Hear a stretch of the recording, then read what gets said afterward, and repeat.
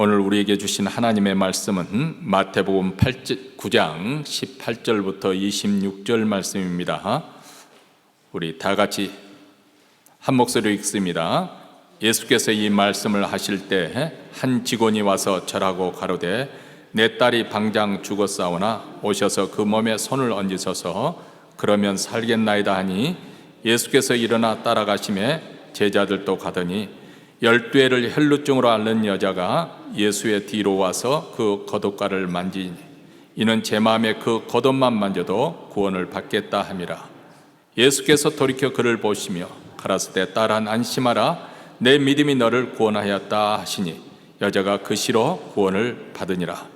예수께서 그 직원의 집에 가사 피리 부는 자들과 헌하는 무리를 보시고 가라사대 물러가라 이 소녀가 죽은 것이 아니라 잔다 하시니 저들이 비웃더라. 무리를 내어 보낸 후에 예수께서 들어가사 소녀의 손을 잡으심에 일어나는지라 그 소문이 온 땅에 퍼지더라. 아멘. 우리는 그동안 예수님의 권세에 관한 메시지를 6차례, 5차례죠. 5차례 그리고 오늘까지 6차례 메시지를 듣습니다. 다음 달부터는 이제 가정이 다르기 때문에 거기에 메시지를 우리가 또 전하게 될 것인데요. 병을 고치는 권세가 우리 주님이 가지고 계시고 또 자연을 다스리는 권세 그리고 귀신을 쫓아내는 영적인 권세를 가지고 계실 뿐만 아니라 또 오늘은 죽음을 이기시는 권세, 우리가 이렇게 주님의 권세, 우리 주님께서 우리와 똑같은 형상을 입고 육신을 입고 이 땅에 오셨습니다. 배고프실 때는 드셔야 되고 피곤하면 주무셔야 되고 슬플 때는 눈물도 쏟으시면서 우리와 똑같은 인성, 휴먼 네이처를 가지고 이 땅에 사셨습니다. 그렇지만 또 그분은 본래 하나님의 아들로서 가지고 있는 그런 권세가 있는 거죠. 그래서 그것을 가리켜서 신적인 권세, 성품이라 해서 Divine Nature, 신적인 권세를 가지고 또 이 땅에 사신 것입니다. 그래서 파루도를 잔잔케 하시고 귀신을 쫓아내시고 병을 고치시고 그리고 죽음을 물리치시는 그런 권세를 또 행사해 주셨습니다. 오늘 이제 마지막 우리 주님의 권세 5번째 주님을 이기는 어떻게 보면 우리 인생의 최후 그리고 마지막 큰 시험 죽음 아니겠습니까? 그 시험을 이기는 권세 가지신 예수님에 대해서 우리 시간 말씀을 듣고자 합니다. 여기 1번 하이웨이를 타고 쭉 남쪽으로 내려가면 서너 시간 내려가면 그 왼쪽 산 위에 꼭대기에 서 있는 허스트 캐슬이 나옵니다. 그 집을 지은 윌리엄 랜돌프 허스트라는 사람은 당대 최고 부자였죠. 소위 말해 신문왕이라고 해서 아주 신문사 계열을 많이 거느린 그런 최고 부자였습니다. 그리고 그 건물은 이제 보면은 들어가면 수영장에 금으로 치장이 되었고 그리고 유럽에서 통째로 가져온 그 조각상들이 질벽에 서 있고 그리고 또 안에 들어가 보면은 그 당시 모든 그 유물들을 많이 전 세계적으로 많이 수집에다 쌓아놓고 그렇게 있습니다. 그리고 그 뷰가 또 끝내주지 않습니까? 멀리 내다보는 하얗게 부서지는 파도, 그 바다를 바라볼 수 있는 그야말로 세상의 모든 것을 다 가진 그리고 누리고 있는 사람이었습니다. 그런 그가 60세가 되는 때 가족들과 지인이 모인 자리에서 한 가지 명령을 내립니다. 앞으로는 내 앞에서 농담이라도 죽음이란 단어를 꺼내지 말라. 그 화려한 성 안에 그것을 누리며 살면서도 죽음의 발자국 소리가 두려웠던 것이겠죠. 여러분, 지난날 우리는 죽음에 대해서 허스트처럼 두렵고 그래서 피해야 될 어떤 재앙이나 사고처럼 그렇게 느껴졌습니다. 아니 그래서 실질적으로 유아 사망률이 높았던 오래전에는 뭐 평균의 그 수명이 30세 그 정도밖에 안 됐어요. 우리 대한민국도 해방 후에 평균 수명이 50세 그 정도 되지 않았는데 지금은 이제 세계적으로 가장 높은 두 번째로 높은 장수하는 나라가 또 한국 사람 아닙니까? 여자들은 85세인가 87세고 남자들은 83세 평균적으로 그렇다고 합니다. 어쨌든 의학의 눈부신 발전과 또 영양 공급이 잘 이루어지니까 인류 역사상 유례 없을 만큼 장수의 시대를 살고 있습니다. 그런데 그렇게 장수의 시대를 살고 있는 만큼 그것 때문에 또 이런 또 일부 부작용도 있는 거죠. 병상에서 혹시 내가 가족들에게 짐이 되지 않을까 걱정하면서 늙어가고 또 병고의 고통을 또 견뎌내야 한다는 그 시간들이 길기 때문에, 그래서 제가 신방을 가면 여러 권사님들이 아이고 목사님 제발 좀 하나님이 저를 데려가줘 좀 좋겠는데 왜 하나님이 나를 안 데려가시는지 모르겠습니다. 이렇게 말씀하시는 분들이 몇 분 계십니다. 다시 말하면 죽음은 먼 나라의 이야기가 아니라 이제 삶의 일부로서 우리가 어떻게 잘 매듭되어야 될 것인가 고민해야 되는 우리 인생의 마지막 숙제라고 할까요? 과업이 되었습니다. 근데 사실 흥미로운 사실 한 가지가 있습니다.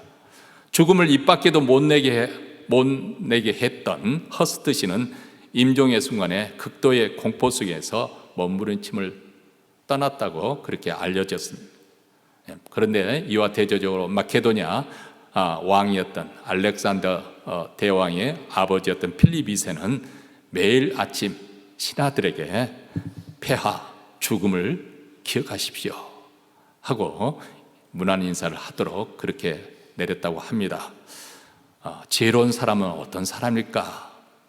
허스티처럼 죽음을 한사코 피해가면서 그것을 잊어버리고자 노력한 사람이었을까? 아니면은 필립 왕처럼 정직하게 죽음의 문제를 대면한 사람일까? 사실 본래 하나님의 창조 계획 속에는 죽음이 없었습니다. 그런데 우리 인간의 불순종으로 인해서 죄가 이 땅에 들어오게 되었고 죄의 결과로, 죄의 싹은 사망이다. 이 죄의 결과로 죽음이 임한 것이죠. 성경에서 말하는 죽음이라고 하는 것은 단지 육신의 생명이 그치는 것, 그것을 의미하는 것이 아닙니다. 하나님으로부터의 단절, 생명의 근원이 되시는 그 하나님으로부터 분리되는 것, 그것이 바로 죽음을 의미한다고 정의를 하고 있습니다. 물론 생명의 근원이 되신 하나님과 단절된 인생은 그 순간부터 시간도 제한을 받게 되고 그리고 능력도 제한을 받게 되고 지혜도 제한을 받게 되어서 많은 고난이 찾아오게 됩니다. 늙고 병들고 고통받는 존재가 된 것이죠. 그리고 우리가 지금 현재 겪고 있는 모든 질병이나 노쇠함이나 악이나 불의함이나 미움이나 증오, 가난, 빈곤, 또 압제, 또 폭력, 이런 모든 것들은 어떻게 보면 이 사망의 권세가 이 땅을 지배하고 있다, 다스리고 있다는 하나의 증세라는 거예요. 감기를 걸리면은 이제 증세가 나타나죠. 목이 따갑거나 기침을 하게 되고 머리가 찌끈찌끈 아프고 콧물이 내리는, 이게 증세잖아요. 그와 마찬가지로 지금 현재 이 땅에서 우리가 당하고 있는 모든 고난이 바로 사망이 왕노릇하고 있기 때문에 나타나는 증세라고 그렇게 보는 것이죠. 자, 그렇다면 우리 인생은 이렇게 피할 수 없는 죽음의 지배 일생 동안 받다가 그 인생이 결국 절망으로 끝나는 것일까요? 그런데 성경은 우리 기독교를 성경보다 기독교사에서 기독교를 생명의 종교라고 말하지 않습니까? 왜냐하면 우리 믿는 자에게는 죽음을 우리 인생의 정착점이 아니라는 사실을 말씀하고 있기 때문에 예수께서 우리에게 오신 것은 우리에게 생명, 바로 영생을 주시기 위해서 우리에게 오신 것이고 그 영생의 삶을 더 풍성하게 누리도록 하기 위해서 오셨습니다. 아들이 있는 자에게는 생명이 있고 하나님의 아들이 없는 자에게는 생명이 없느니라. 그러니까 신앙생활이라고 하는 것은 우리가 예수를 믿음으로 말미암아서 하나님의 생명, 이 영생을 소유한 자가 되는 거예요. 우리가 죽어서 영생을 누리고 있는 것이 아니라 지금 이 영생이 그 삶을 살고 있는 것입니다. 그 생명을 받았기 때문에 그 생명, 살아있다는 것은 어떤 식으로든지 표현을 하기 마련은 아닙니까? 꽃이 피거나 열매를 맺거나 어떤 식으로 성장을 하는 모습을 통해서 살아있는데 바로 하나님의 생명을 소유하게 되면은 바로 그런 생명의 나타남이 있습니다. 우리 마음에 기쁨이 찾아오고 평강이 누리게 되고, 그리고 사랑할 수 없는 사람도 사랑할 수 있는, 용서할 수 없는 사람을 용서하게 되는 삶의 변화가 일어나게 되고, 그 사람의 삶의 목적이 분명하게 의미 있는 삶을 살고자 열심히 이렇게 살아가는 그 모습 속에서 이 사람이 정말 살아있구나, 영생의 삶을 살고 있구나, 하나의 그 모습을 통해서도 우리가 알 수 있는 것이죠. 그렇기 때문에 하나님의 생명을 소유한 사람은 늙고 병들었다고 해서 절망하지 않는 것이죠. 오히려 성경 말씀처럼 우리의 겉사람은 부패하고 늙고 쇠하지만은 우리의 속사람은 날로 새롭도다. 제가 장례식 등마다 가끔씩 전하는 말씀이 있습니다. 여러분의 삶의 인생의 절정은 언제인가? 어떤 분은 10대 때 내 곁에 말똥이 굴러가도 깔깔깔 웃었을 때, 낙엽이 굴러가도 웃었을 때, 그때가 가장 행복했어요. 또 어떤 사람은 20대 때 칠하게 살았을 때, 30대, 아니 결혼했을 때, 여러 가지 그렇게 자기의 화려했던 그 행복했던 순간을 꼽을 수 있겠지만은 다 좋습니다. 그러나 우리 인생의 절정은 언제 이루어져야 되나? 감히 말씀드리면 우리의 임종의 순간이 우리 인생의 하이라이트가 돼야 된다. 왜 그렇습니까? 우리는 세상 사람들처럼 세상의 그 겉으로 화려한 그 순간이 나의 가장 행복했던 순간이 우리 인생의 절정이 아닙니다. 우리가 날로 속사람이 새로워지고, 그래서 우리가 임종의 마지막 순간에 죽는 모습을 볼 때, 비록 육신은 아무것도 할 수 없고 이제 병들어 죽고 가지만은 우리의 죽어가는 그 모습을 보고 우리 주위 사람이 저 사람은 정말 하나님의 사람이었다. 그 사람의 병상에 들어설 때 하나님의 임재가 느껴지고 하나님의 은혜가 느껴지고, 그 사람의 얼굴을 볼 때 진정한 하나님을 믿는 사람들의 평안이 나타난 그 모습이 나의 인생의 가장 하이라이트가 되도록 살아야 되는 것, 그렇게 되도록 노력해야 되는 것이 우리 그리스도인이 아닌가 생각이 되어집니다. 그렇기 때문에 기독교의 능력이라고 하는 것은 이 죽음이라는 것을 우리가 회피하거나 두려워하는 것이 아니라 죽음을 대면할 수 있어야 돼요. 그리고 죽음을, 공포를 이길 수 있는 그런 권세를 우리 믿는 자에게 기독교 신앙은 주어지는 것이죠. 자, 오늘 본문을 통해서 우리를 얽으면 죽음의 권세를 깨트리고 참된 생명의 소망을 발견하는 길을 축원합니다. 자, 오늘 본문에서 우리 인생에 맞이하는 가장 가혹한 시련이라고 할 수 있고 최후 시련이라고 할 수 있는 죽음이라는 거대한 벽에 서 있는 한 아버지의 이야기를 우리가 들을 수 있습니다. 그리고 이 죽음의 문제에 대해서 예수께서 어떻게 다루시는지 함께 살펴보려고 합니다. 18절 말씀입니다. 예수께서 이 말씀을 하실 때 한 관리가 와서 절하며 이르되 내 딸이 방금 죽었사오나 오셔서 그 몸에 손을 얹어 주소서, 그러면 살아나겠나이다 하니. 자, 여기서 등장하는 관리는 다른 복음서와 비교해서 살펴보면 바로 유대사의 지도층에 속하는 해당장입니다. 그리고 그 이름은 야유라라, 그렇게 복음서에서 나와 있습니다. 그에게 12살 된 딸이 그것도 애동딸입니다. 여러분 자식을 키워보면 아시겠지만은 아들은 좀 있으면 든든하잖아요. 그런데 요즘 사람들은 아들은 다 쓸데없어 그럽니다. 딸이 좋아. 딸이 좋아. 제 아내도 지금 딸 노릇을 잘 지금 한국에 가서 하고 있습니다. 빨리 장모님이 건강하시면 이제 곧 오시게 될 줄로 생각합니다만은, 이 딸은 어렸을 때도 품에 안겨서 재롱도 피우고 아들에게서 받을 수 없는 그런 상큼한 바이타민 같은 그런 역할을 딸이 하지 않습니까? 근데 이렇게 눈에 넣어도 아프지 않을 만한 그런 외동딸이었는데 손을 써볼 겨를도 없이 숨을 거둔 것이죠. 자, 이런 상황이라면은 딸을 시신을 붙들고 엉엉 울면서 통곡을 하겠죠. 그리고 하나님을 원망하게 될 것입니다. 하나님, 차라리 나를 데려가시지 왜 이 어린 생명을 데려가십니까? 죽음처럼 비정한 것이 어디 있고 냉정한 것이 어디 있고 참혹한 것이 어디 있겠습니까? 그런데 이 야이로는 어떤 반응을 보였습니까? 일어나서 달렸습니다. 숨이 턱에까지 타오르도록 옷자락이 흩떠늘려도 체면을 아랑곳하지 않고 그가 가진 지위, 그가 가진 어떤 고상한 품이 다 팽개치고 예수님을 향하여 달려갔습니다.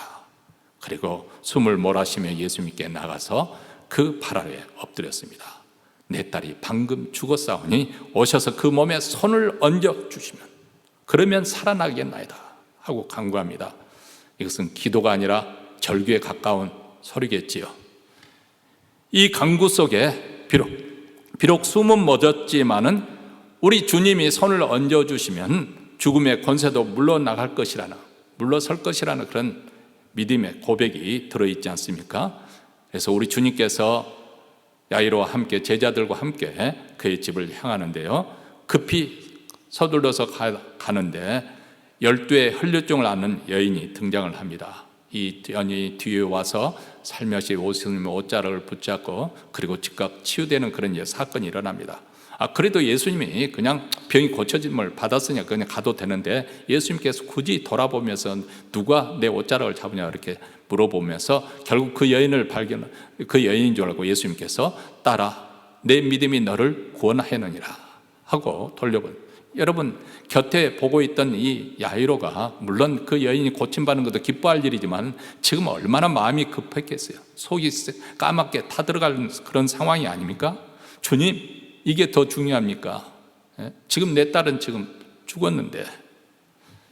그런데 우리 주님이 이렇게 지체하는 것처럼 보이는 이 시간에도 우리 믿는 자들은 굉장히 중요한, 또 하나님께는 아주 중요한 순간이라는 것을 우리가 잊지 말아야 됩니다. 바로 이러한 순간이야말로 야율의 믿음을 한층 더 믿음을 성숙하게 하는 그런 시간이기 때문에 그렇습니다. 주님에 대한 신뢰.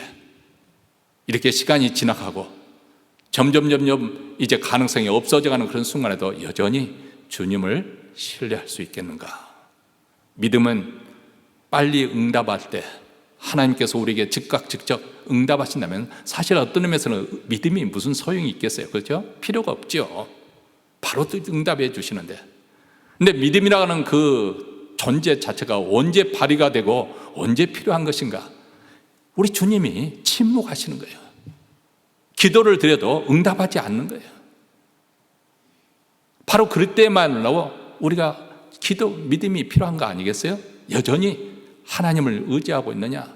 여전히 우리 주님을 신뢰하고 기다리고 있느냐? 이게 중요한 것이 아닙니까? 믿음이란 이렇게 하나님이 침묵하실 때 멈추는 것처럼 보일 때 정말 믿음의 진실성이 드러나고 있는 거죠. 내가 정말 믿고 있는 그 믿음의 실체가 드러나는 것이죠.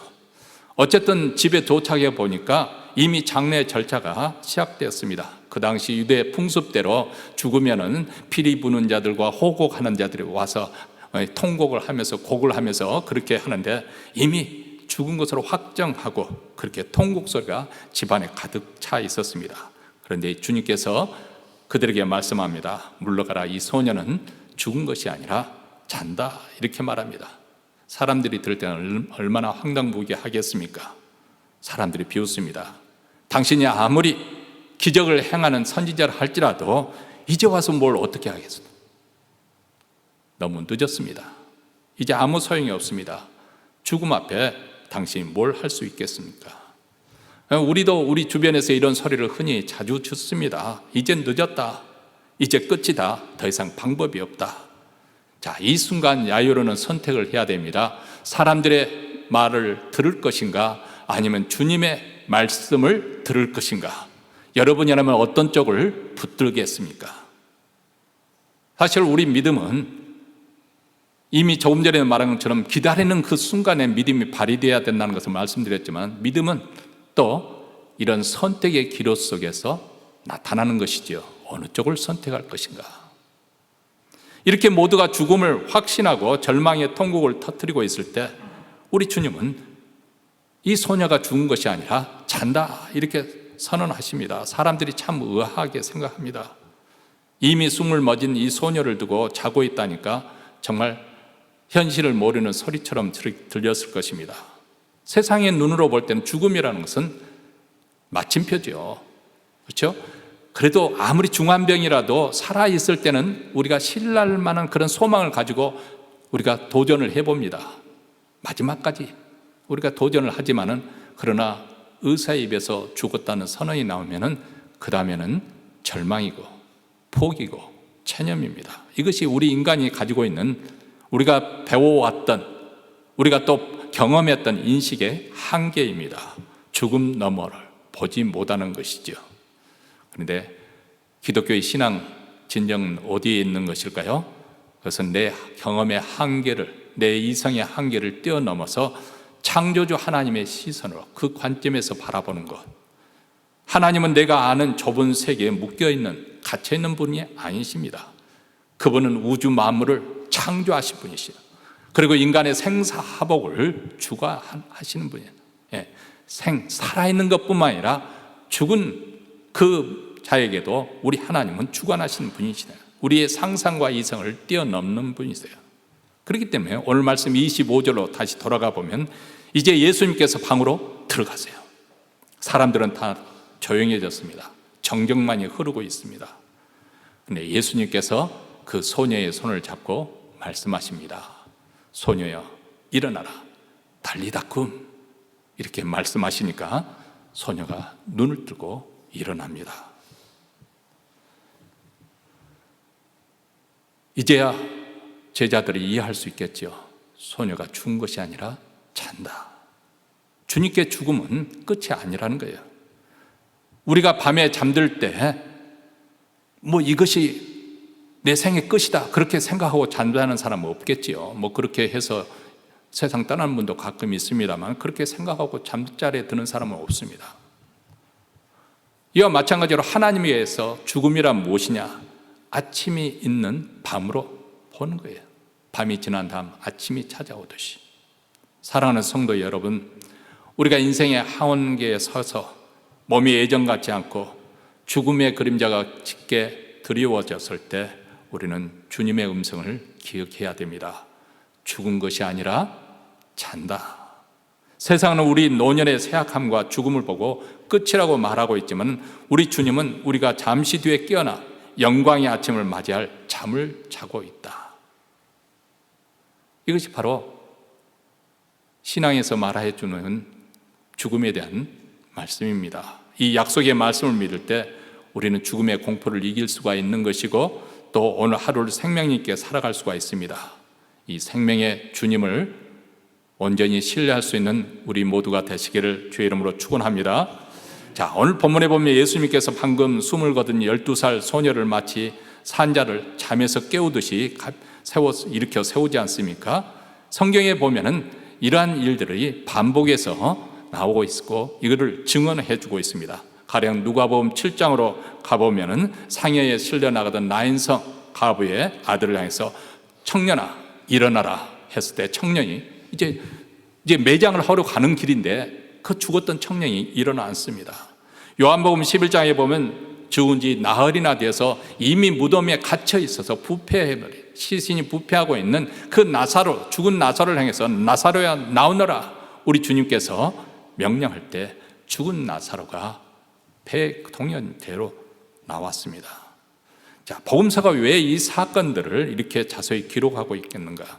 그것은 예수님이 단지 병 고치고 중환병도 고칠 수 있는 그런 놀라운 능력의 소유자라는 것만 말씀으로 그치는 것이 아니라, 우리 주님은 죽음의 권세까지 이길 수 있는 그런 하나님의 아들이심을 말씀해 주고자 하는 것이죠. 마치 그분은 죽은 자를 산자에게 명하는 것처럼 그렇게 명령할 수 있는 생명의 주가 되신다는 것을 성경은 우리에게 말씀합니다. 주님은 오늘도 우리에게 똑같이 물으십니다. 나는 부활이요 생명이니 나를 믿는 자는 죽어도 살겠고 무릇 살아서 나를 믿는 자는 영원히 죽지 아니하리니 이것을 내가 믿느냐? 여러분 믿습니까? 이 말씀을 기록한 사도 요한은 예수께서 십자가에서 참혹하게 죽으시는 그 형장 자리에 있었습니다. 그리고 그 두 눈으로 무덤이 비어있다는 것을 확인했습니다. 그리고 부활하신 주님을 그분이 승천하기 전까지 40일 동안 우리 주님을 대면했던 사람입니다. 그렇기 때문에 지금 이 사실을 기록한 이것은 단지 이 공허한 이론, 상상 속의 그런 소설이나 쓴 그런 글이 아니라 생생한 사실을 우리에게 전달해 주고 있는 것이죠. 예수님 그분이 사실 직접 죽으시고 3일 만에 부활하시고 인류 최후의 원수이신 죽음의 권세를 완전히 깨뜨리시고 승리하셨습니다. 그래서 히브리서 2장 14절과 15절에서는 예수께서 이 땅에 오신 목적에 대해서 이렇게 설명합니다. 사망의 권세를 잡은 자, 곧 마귀를 없이 하시며 또 죽기를 무서함으로 한평생 메어 종노릇 하는 모든 자를 놓아주려 하라. 우리를 죽음의 공포에서 해방시켜 주기 위해서 사망의 권세에 승리하신 그 주님께서 우리에게 그 일을 하신다는 것입니다. 우리와 똑같은 살과 피를 입으시고 이 땅에 오셨지만은 우리 죄를 대신해 십자가에 죽으셨습니다. 그리고 3일 만에 죽은 자 가운데서 다시 부활하심으로써 우리로 하여금 죽음의 공포에서 해방시켜 주신 것이죠. 이것이 우리가 믿는 복음의 능력입니다. 그렇기 때문에 우리 믿는 성도들의 장례식장에서 눈물을 쏟습니다마는 동시에 찬송을 부릅니다. 왜냐하면 우리 주님이 부활이요 생명이기 때문에 육신은 낡아지고 잠시 잠드는 것 같지만 우리 주님이 다시 오시는 날 우리는 가장 영광스러운 모습으로 깨어날 것을 믿기 때문에 그렇습니다. 이것을 어떻게 우리가 확신할 수 있겠습니까? 무엇을 근거로 해서 이렇게 확신이 가능할까요? 그것은 우리 주님이 부활의 첫 열매가 되어 주셨기 때문에 그렇습니다. 여러분, 추수 때 우리가 첫 열매를 거두면 그 열매는, 첫 열매는 나머지 열매도 거두게 될 것을 확신하는, 보증해 주는 것 아니겠습니까? 이처럼 예수님께서 부활하셨던 것이 우리의 부활을 보증해 주는 첫 열매가 되셨다. 그날이 오면은 긴 병마로 인해서 지친 우리 육신과 세월에 패인 우리의 연약한 몸이 예수님처럼 영광의 몸으로 우리 또한 부활하게 될 것이다. 호련히 변화되게 될 것이라고 우리에게 말씀을 하고 있습니다. 그래서 성경에서는 성도들의 죽음에 관해서 성도가 죽었다 그렇게 표현하지 않고 성경에 살펴보면 잠을 잔다고 그렇게 표현을 하고 있습니다. 근데 여기서 우리가 한 가지 생각을, 예수님은 그렇지 않던데요. 예수님은 성경 어느 곳에 찾아봐도 예수님이 잠을 잔다 그렇게 표현하지 않습니다. 그렇죠, 맞습니다. 예수님의 죽음, 그리스도의 죽음은 꼭 죽음이라고 표현을 합니다. 그 이유가 무엇일까? 한번 우리가 추론을 해봐야 되겠습니다. 우선 첫째로는 예수님의 죽음이 그만큼 참혹했기 때문에, 우리 죄를 대신해서 예수님이 죽으신 그 죽음은 그 당시에 모든 그 죄인을 그 사형수들을 죽이는 그 형벌 중에서 가장 참혹하게 죽이는 그것이 바로 십자가의 처형입니다. 그리고 그 글을 복음서나 서신서를 썼던 그 모든 사람은 자기들이 직접 예수님의 죽은 그 참혹하게 죽었던 그 죽음을 목격했던 사람이거나 아니면 그것을 바로 그 사람에게 직접 들었던 사람들이에요. 그러니까 예수님의 죽음을 참혹하게 죽은 모습을 본 그들은 예수님을 결코 그리스도께서 잔다 그렇게 표현을 쓰지 않죠. 그것이 아마도 첫 번째 이유가 아닐까 생각이 되어집니다. 그런데 신학적으로 더 중요한 이유가 있습니다. 왜냐하면 예수님의 죽음은 바로 우리 죄를 대신하는 죽음이어야 했기 때문에 대속의 죽음을 약화시킬 수 있는 그런 뜻에서 약화시킬 수 있는 잠을라고 결코 표현하지 않는다는 것입니다. 그러나 그런 예수 그리스도의 참혹한 죽음으로 인해서 구원을 받은 우리 성도들에게는 죽음을 죽었다고 표현하지 않고 잔다고 표현을 합니다. 왜냐하면 우리는 다시 일어날 것을 믿기 때문에, 마치 누에고치에서 그것을 뚫고 나온 나방이, 그 누에고치에 갇혔던 나방이 나와서 창공을 훨훨 날아다니는 것처럼 우리 또한 죽음의 굴레를 벗어나 던지고 새로운 차원의 삶을 영원히 살게 될 것입니다. 그때는 우리는 더 이상 우리를 괴롭혔던 병고도 이별의 슬픔도 애로운 눈물도 애통하는 것이나 아픈 것이 다시는 없을 것입니다. 사랑하는 성도 여러분, 우리 하나님은 생명 그 자체에 있습니다. 그분을 생명의 근원이라고 말씀하지 않습니까? 생명을 창조하시고 생명을 주시고 생명을 유지케 하신 분이 바로 우리 하나님이십니다. 하나님은 생명으로 그렇게 충만하신 분이기 때문에 그분이 줄 수 있는 최고 위대한 사랑의 표현은 무엇이냐? 바로 생명을 주는 것입니다. 죽었던 자에게 다시 살리는 생명을 주는 거예요. 바로 영적으로 볼 때 하나님으로부터 단절되었던 우리를 다시 살리시는 거예요. 하나님과의 관계가 회복됨으로 하나님의 생명의 줄로 연결이 되어지고, 하나님에게 생명이 부어지면은 메마른 광야에 꽃이 피어나는 것처럼 우리 영혼이 살아나게 되어 있습니다. 그 거대한 생명의 물결 앞에 죽음조차도 피할 길이 없고 설 자리가 없어지는 것입니다. 바로 예수 그리스도께서는 바로 이 생명을 우리에게 구현시키고 우리에게 주시기 위해서 오신 것입니다. 그래서 우리 죄 때문에 십자가에 죽으시고 무덤에 묻혀진 예수 그리스도, 세상은 그것으로 끝이라고 말했지만 그분은 3일 만에 살아나셨습니다. 우리 하나님께서 죽은 자 가운데서 그분을 다시 살리셨습니다. 성경 끊임없이 이것을 우리에게 상기시켜주고 있습니다. 하나님께서 권능으로 죽은 자 가운데서 그리스도를 살리셨다.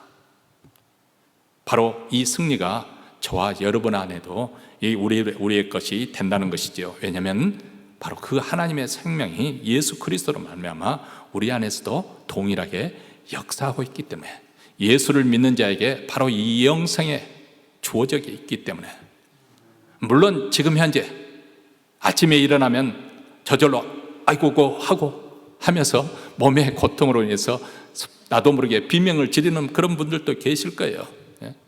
저도 이제 물론 필요한 비타민 먹으라 해서 그것까지 포함하니까 거의 조금 보태가지고 한 주먹이 되더라고요. 약이 이것저것 혈압약도 먹어야 되고 이렇게 콜레스테롤 약도 먹어야 되고, 이 약을 볼 때마다 내가 늙어가고 있구나 이걸 아주 실감을 하고 있습니다.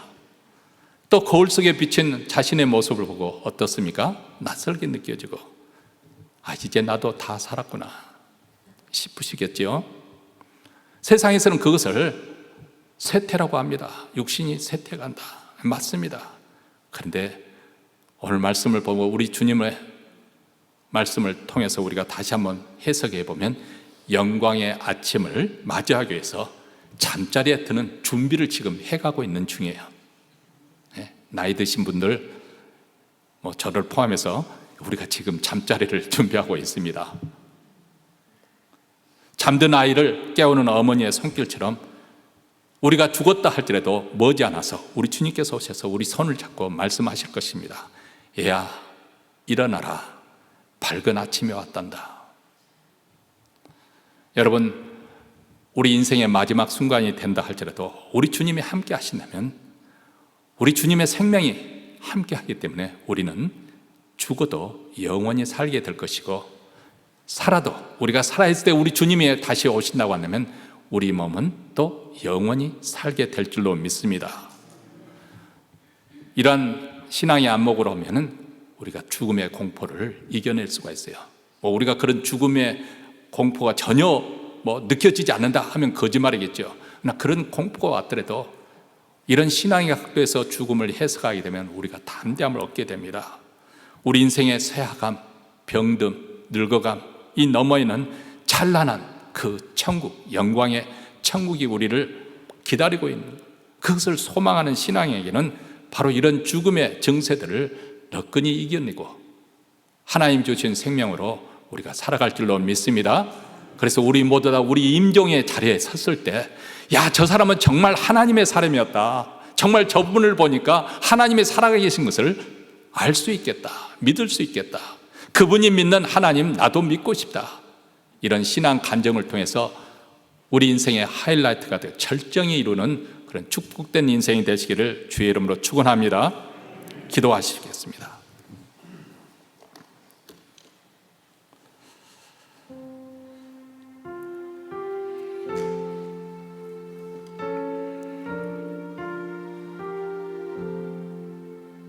하나님 아버지, 우리가 미국에 이민 왔을 때는 팔팔한 청장년 시대였는데 열심히 살다 보니 한평생이 바람같이 마치 물을 움켜쥐고 모래를 움켜쥐는 것처럼 다 흘러가 버리고 말았습니다. 우리 육신은 어느덧 쇠퇴하여서 이곳저곳 탈이 많고 죽음의 그림자가 짙게 두루워지는 그런 시간들을 보내고 있습니다. 하나님, 오늘 말씀을 통해서 우리로 하여금 세상의 경험과 세상의 판단과 세상의 기준으로 우리 그리스도인들이 살아가지 않도록 도와주시기를 원합니다. 죽음의 공포에서 해방되게 하여 주시고 죽음을 회피할 것이 아니고 죽음은 또 하나의 영원한 생명으로 인도되는 영원한 나라에 인도되는 관문인 것을 알고 우리가 그 나라를 소망하면서 하나님께서 우리에게 주신 이 생명, 이 영생의 삶을 더욱더 힘있게 활력 있게 충만하게, 그래서 우리의 기쁨을 통해서 감사를 통해서 또 신앙의 인내와 또 신앙의 섬김을 통해서 또 이웃을 사랑하고 섬기는 그 삶을 통해서 우리가 영적으로 살아있다는 것을 풍성하게 나타내고 그 생명을 더 충만하게 드러내고 증거하는 귀한 삶, 그런 발걸음이 되게 하여 주시옵소서. 우리 구주 예수 그리스도의 이름으로 기도하옵나이다. 아멘.